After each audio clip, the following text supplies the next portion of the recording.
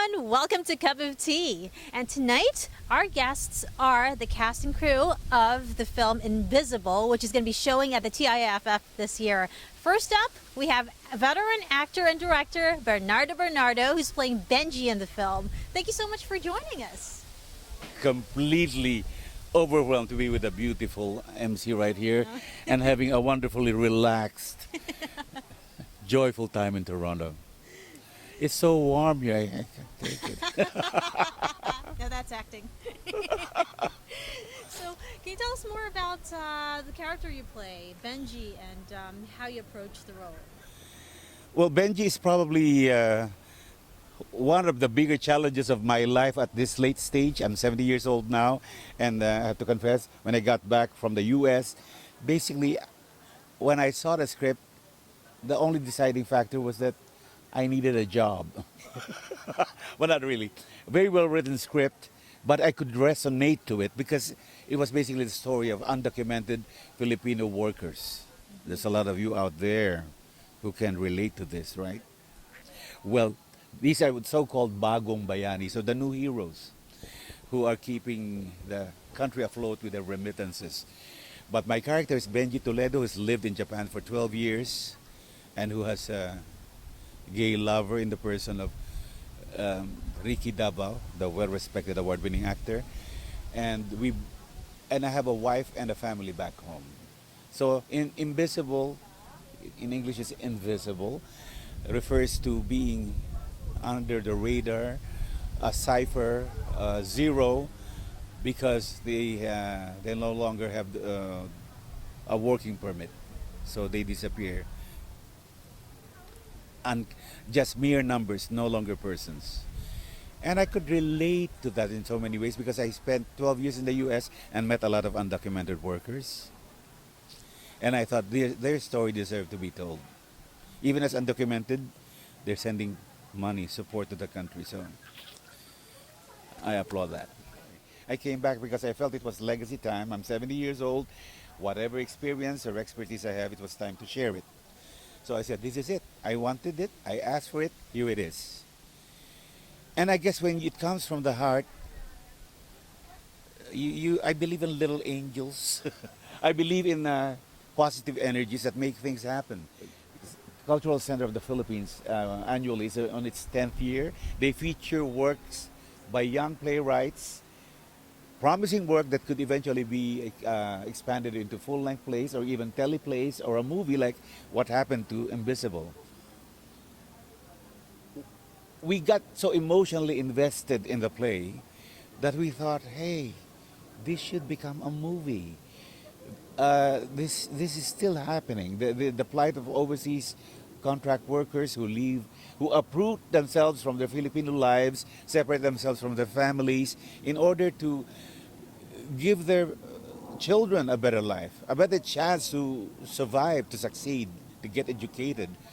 And I want the relatives that they left back home who don't know what's happening, who just spend their remittances thinking that maybe their relatives are just picking up the money from the floor or off trees, that there are a lot of sacrifices involved. The harrowing experience of being alone in below freezing weather, of homesickness when you have no one to talk to and hardly anything to eat, of being always in fear of being arrested and deported, of not speaking the language because you speak Tagalog and they speak Japanese in this instance.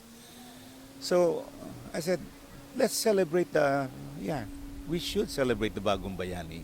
They deserve the tribute. Hindi nyo ako naiintindihan. Hindi nyo ako naiintindihan. Intindihan ko.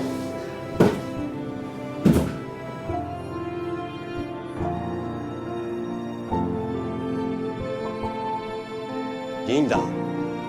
彼らに早く言っとけよ。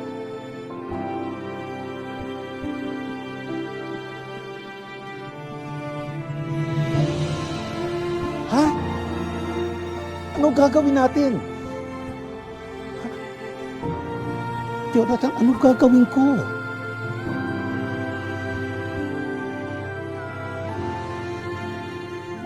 We had the two best actresses, so Cesc Quesada shared it with Alessandra De Rossi. They're both excellent actresses, but we swept all the major awards. Yeah. And it's because it has this emotional impact that really drives the story home because a lot of people can relate to it. Not, I think it worked because we worked on truth specifically. Our director, Lawrence Fajardo, never settled for anything less than what is credible. Every single detail, even our cinematographer, Boy Inig, is amazing. Speaking of behind the scenes, are there any memorable experiences or stories while you were shooting in Japan? Any funny moments? Well, I had this, you can give me a close up here, direct. I had this Marlon Brando moment, and then you dissolve, and I tell the story. Now I'm directing. We had fun. We had fun. And I have to insert this kind of note about comebacks. There are some folks there who are probably my age, a few of you. I've been telling people, I did Home Alone for 10 years, but my fans are now all between 40 and death. And but having said that, I'd like to remind you viewers out there who are about my age, always, always believe my motto. It's never too old, never too late. I went back to the Philippines wanting to share what I had left in me still. And it's like the universe gifted me with opportunities. I have brag a little. I have 4 indie films that still have to be shown. One with Love Diaz, another with Loy Arcenas, and another with Adolfo Alex. And these are award-winning directors. And then here's Imbisibol. Lord, and I did Haring Lear, I did King Lear, That's one of the hardest, difficult roles, and it just happened. You just have to surrender yourself to the moment, I guess. So we're here with John Bedia, the award-winning screenwriter of Imbisibol. And congratulations, by the way, for your recent win Thank at you. Manila. Thank you, Michelle. So can you tell us more about how this whole project started? I believe you've mentioned before that this was a one-act play that you had to expand into a full-length feature film. Tell us how you went about it. It started out as a 35-minute play. The director, Lawrence Fajardo, is also my director in my first film, Amok. So when he asked me to write the screenplay version, he wants to adapt the play into a movie. So that's where I came in. So where did you draw your inspiration from while writing this film? Basically, the film Imbisibol is a story of OFWs. It's set in Japan during the 1990s. I drew. My mother is an OFW. She's based in London, so that's where I mind the emotions, the loneliness, the longing, the care, and the alienation. I used my experiences as an OFW child, and I asked my mom and of course my dad and also friends that are also OFW on what it is to be an OFW worker, or how it is to be how it is to be a worker in a foreign land. Is there a particular reason why you chose the 90s as the particular time frame? I mean, 1990s was the decade in which the Japanese government decided to start evicting the Filipinos out of Japan because majority of them are illegal workers.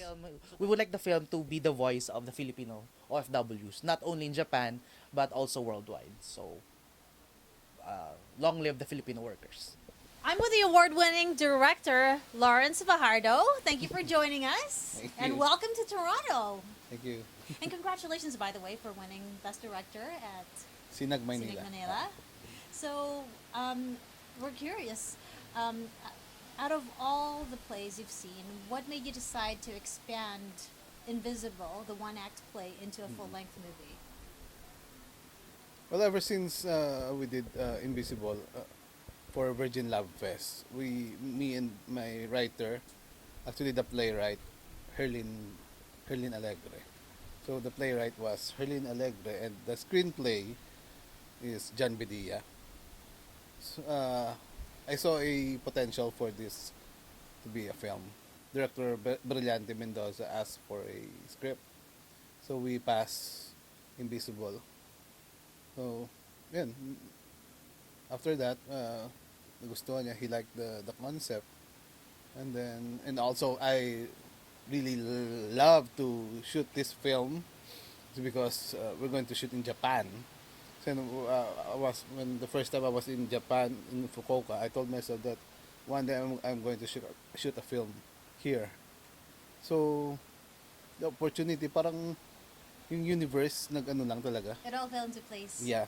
How long did it take to shoot the film? It took us 14 shooting days. 14 days. But we Straight? stayed in yes, Okay. straight. So no weekends. Or... No, no. Wow, We really? were in Japan for almost maybe a month. Siguro, yeah. Siguro So 20, 25 days. Parang, Wow. parang ganun. So how Pero many hours a day you shoot?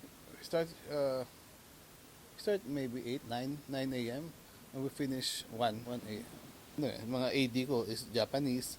Yung camera crew and crew namin sa ilaw is Japanese. Medyo alalay lang kami because iba tong environment eh. Parang hindi sila sanay sa Filipino way of filmmaking. Oh. Parang ganon. So, nabibigla sila. Itong mga Japanese na to, ang babata pa, parang naku-culture shock sila sa amin.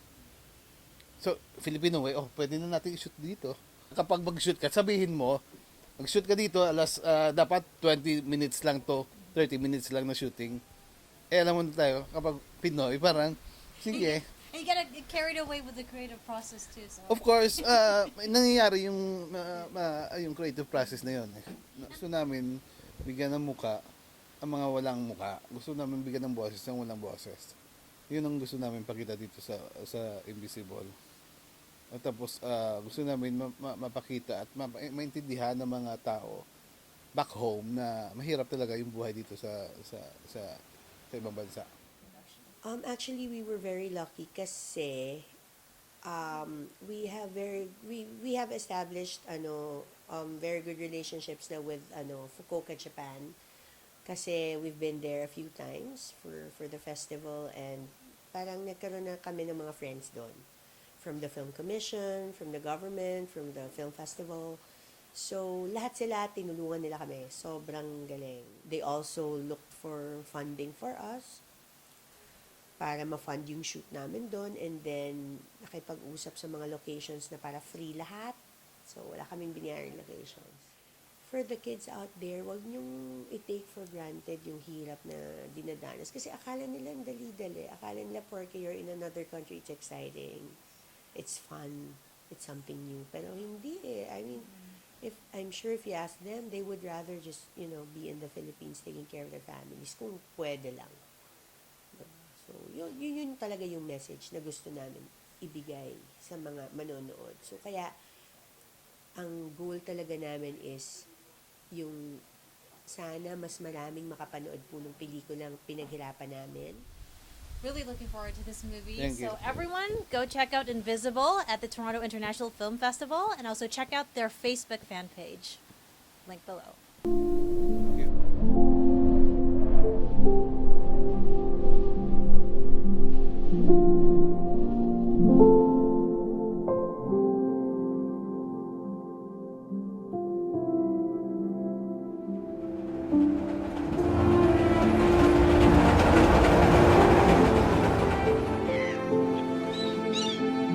これが初めてじゃないよな。自分でも分かってるだろう。俺が覚えてるだけで今月も2回目だ。今回は食堂で眠りこけて。I need your cooperation. Our boss from the main office is expecting us to make a call.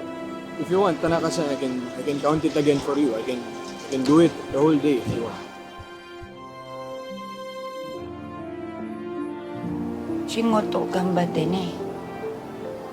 Paano yan kung may kumanta sa'yo sa ilme? Ang gagawin ko? Pag nalaman nilang may bilog ako dito.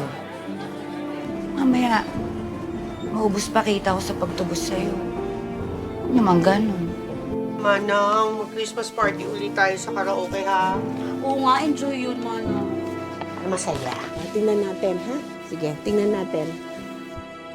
When are you coming home? I miss you.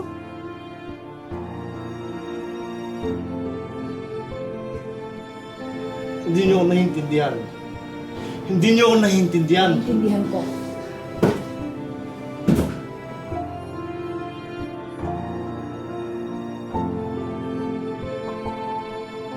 Ginda, 彼らに早く言っとけよ。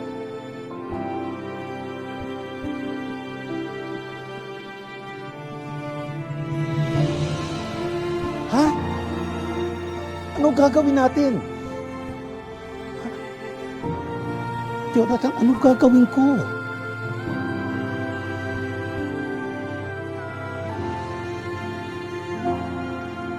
Pare, wala akong problema sa'yo. Baka ikaw may problema sa akin. Yan, di pa ako tapos.